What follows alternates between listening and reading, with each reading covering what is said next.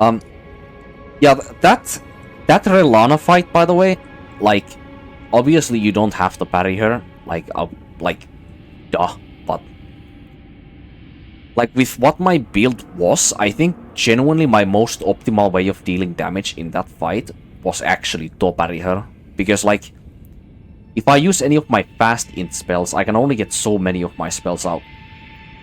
Like, think about it. Like, the fastest spell that I can punish her with that is the safest is like the Carrion Slicer and maybe Piercer or something.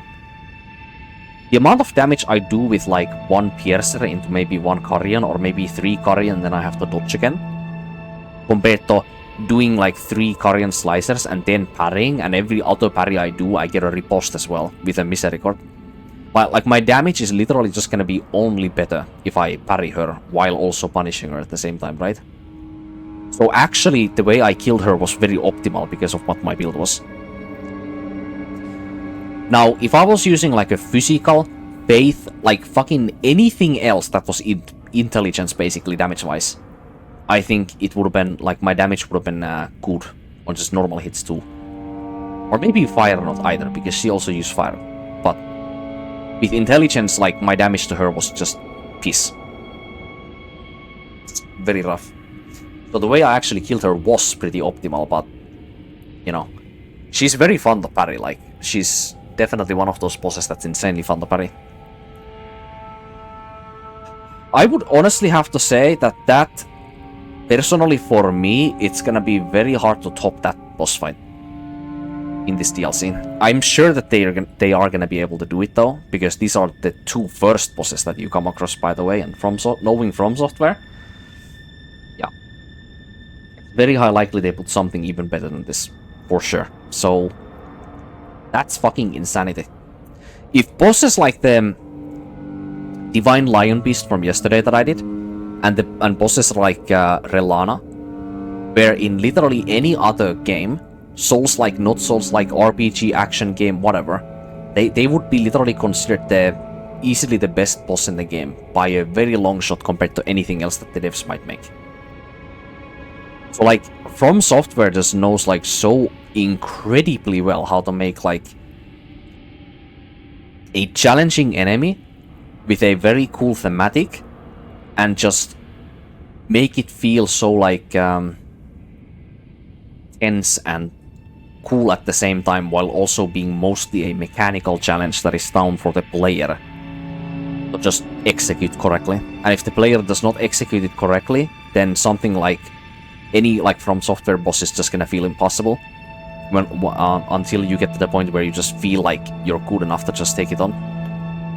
So like, what I'm saying is, FromSoftware just knows how to make the bosses feel like it's down to your own skill gap more than the levels of your character or what gear you use, you know?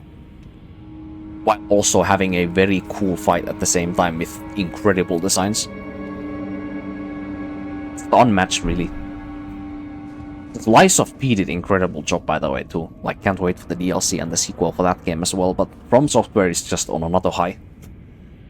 Like, I can't wait to see what their next IP is. Like, Elden Ring is a very good game and all, but because it's open world, I find it very hard to, like, come back to this game and just enjoy it every time. Because there's just way too much in it. Like, I would prefer any day, like, going back into, like, Bloodborne, or Dark Souls 3, or Sekiro, because the game is so much more, like, simple to take in. Like, there's some variety that makes it, like, feel like every new game cycle feels different. Because there's always, like, a bit different routes that you can take, so it's not like you only go down the same beaten path, like with Lies of P, for example. Where, like, every new game cycle starts to blend together with the previous one, because there literally is only one way to progress, and nothing else. So, what FromSoftware did with games like Sekiro, Bloodborne, and Dark Souls 3 was, like, perfect. Like, there is some exploration that you can do, but it's mostly linear, easy to follow, and you can find a good bit of variety that you can spin in, or sprinkle in on every one of the new game cycles if you find the game so fun that you wanna play several new game cycles like I do. But Elden Ring is just too big.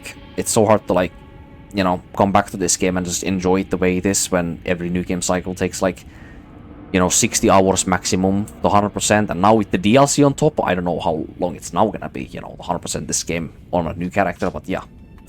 Long. Way too long, is what I say.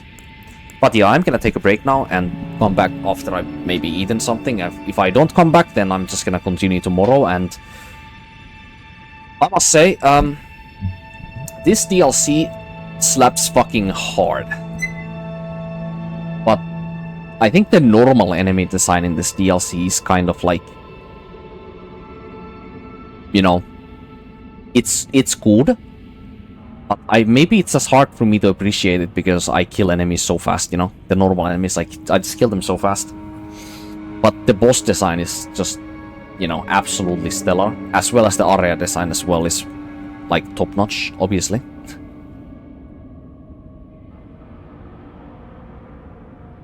FromSoftware is just trying to outdo themselves with each new game they make. Incredible.